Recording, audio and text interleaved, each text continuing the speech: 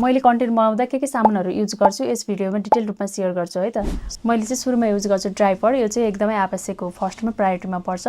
ड्राइपर चाहिँ खासै महँगो पनि पर्दैन, दराजबाट लिएको हो, मैले पनि 1500 मा लिएको हो, तर 500 देखि पाउनुहुन्छ हजुरहरूले।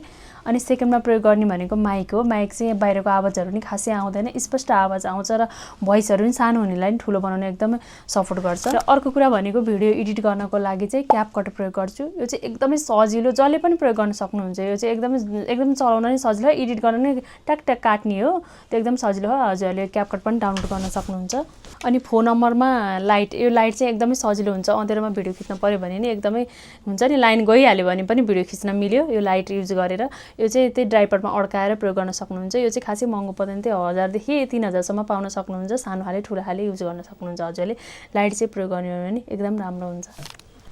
हजुरलाई यो सबै कन्टेन्टको लागि आवश्यकै पर्छ भन्ने चाहिँ हुँदैन, तैपनि ड्राइपर मात्र युज गरे नि हुन्छ हुनलाई त, तर अझ राम्रो एकदमै फोकस तरिकाले गर्न सक्नुहुन्छ भने चाहिँ सबै कुराहरू युज गर्नु भने अझ राम्रो हुन गयो। हजुरहरूलाई यो सम्बन्धी केही कुराहरू अझ पनि नबुझ्नु भएको छ भने चाहिँ हजुरहरूले मलाई सोध्न सक्नुहुन्छ। आफूले जानेको चाहिँ हजुरको आइन्सा दिन सक्दो कोसिस गर्नेछु। हस् त, धन्यवाद।